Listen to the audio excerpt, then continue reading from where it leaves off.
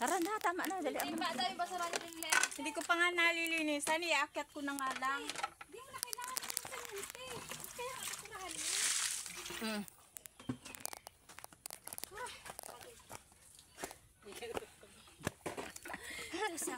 Gawin mo yung mga ano. Ako kasi voice over lang ako eh. Tsaka na, pag nakaready na ako sa ano. Dali kasi ano pa yan. Kami dyan may vlog kami kanina. Yung pagpitas ng ano, halaman.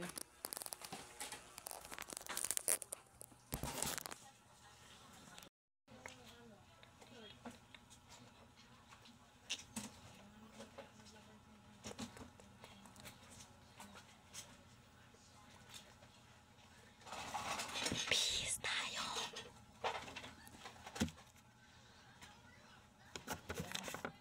Kainin mo yan sa Angela. Dalian mo na. O, aga-aga pa. Magbihis ka na kamo.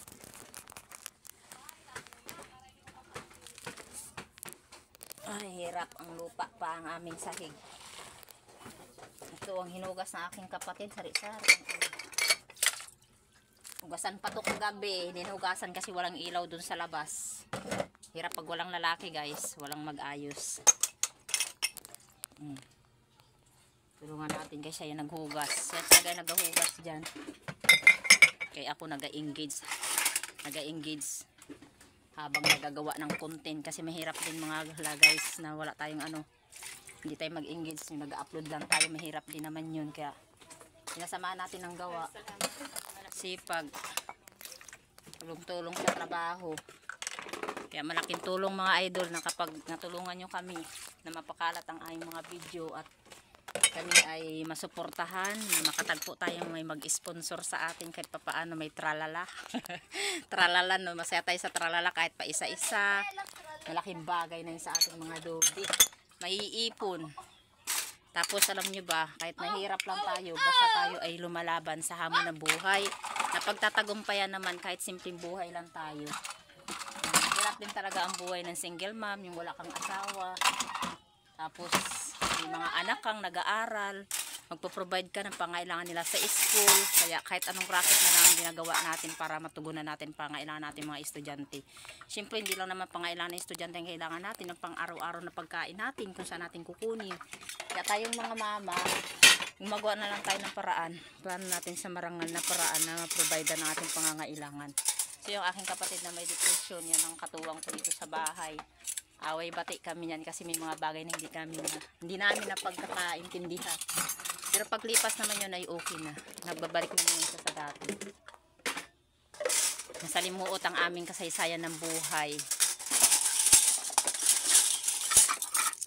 Pero napagtatagumpayan naman, maayos din. May time lang talaga na ano, minsan mainit ang ulo, hindi mo makausap na maayos, minsan may katamaran din tayo sa buhay, kumilos. Maraga na nga ang mata ko kay engage, kagawa ng content para lang mapansin ni Algo, mamonetize. Ay naku, kaya imbis na iiyak natin, itawan na lang natin at inuubos ko na lang ang buhay ko sa pag-ano sa aking mga anak, pag-aalaga, pag-suporta. Ayan, hindi na natin napapansin ang kaligayahan natin, hindi na natin nabibigyan pansin kasi nga mas kailangan ng mga anak natin ng kalinga natin kaysa sa ano pa mga bagay.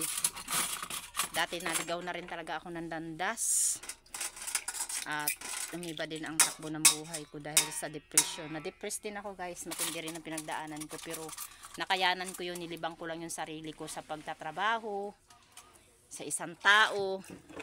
Nag-boyfriend din ako dahil sa sobrang stress ko nun. Bakit ganun yung tinahak kong buhay sa pag-aasawa, naging magulo hanggang nauwi sa paghiwalayan. Naka-decide ako makipaghiwalay dahil nga hindi nagbabago. Paulit-ulit ang pangako na magbabago. Pag nagsama ulit, pinagbigyan at pinatawad, ganun pa rin. Kaya mahirap sa umpisa pa nagpamilya, dapat sigurado ka. Ang haharapin mong buhay sa pamilya, dapat mas ipagtanggol mo ang asawa mo. Huwag mong aapihin, huwag mong bubulihin. Dahil ang pagbuli ng paulit-ulit kang sinasaktan, kahit hindi man sa pisikal, yung mga lumalabas sa bibig na masasakit, mas masakit dito sa ating kalooban. Kaya patuloy lang tayong lumaban. Pinatatatag ko lang ang sarili ko, katulad din ng kapatid ko. May anak, iniwan din ng asawa dahil irresponsable ang asawa. Kaya napakahirap makatagpo ka ng lalaking irresponsable. Palainom, lasinggero, tas inuuna ang barkada kaysa sa pamilya. Wag niyo pong gagawin sa inyong mga asawa. Mahalin niyo po sila, magsama po sa hirap at ginawa dahil yun po ang inyong pinagkasunduan. Pero dahil sa masasakit na salita na paulit-ulit na hindi ka nirespeto ng iyong kasama, sumusuko din talaga ang isa sa inyo. Ako yung gumive up dahil hindi ko na talaga kaya. Mas gusto kong baguhin ang buhay ko dahil yun ang dapat. Kasi hindi matututo ang isang tao kapag hindi mo tinuturo ang baguhin. Kasi marirealize niya pagdating ng panahon na siya na lang mag-isa. Paghahanap siya ng pagmamahal, hahanapin niya ang kalinga ng kanyang mga anak. Kaya ang buhay ko magulo, ang mga anak ko kalat-kalat. Tapos ganun din yung ex ko, yung asawa ko. May pamilya na rin siyang bago. Pero mas hindi ko masabi ang katotohanan na pinabayaan niya rin yung pamilya niya dito sa akin, yung mga anak ko.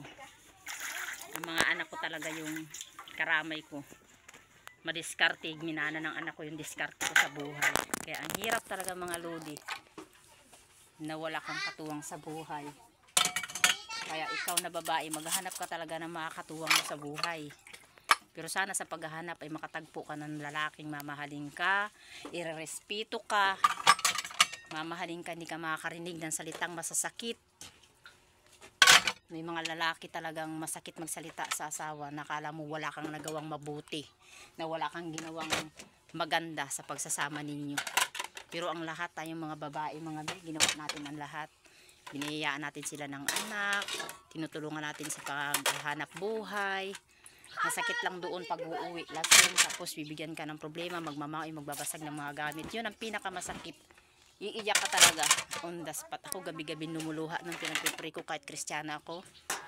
Naisip ko dati na pumatay ng tao. Pero dahil may Diyos ako sa puso ko, nabuhay si Lord, pinagkatiwala ko na lang sa Kanya. Kaya ako na lang yung umiwas. Ako na lang yung nagkipaghiwalay para hindi na paulit-ulit yung sakitan namin sa isa't isa. At that day, ma-realize mo, broken family na kayo. Tapos hahanapin mo rin yung mamasaya ninyo. Bakit nagkagano? Magtatanong ka sa sarili mo, anong nangyari? Magising ka na lang na wala na, wasak na. Wasak na yung pamilya.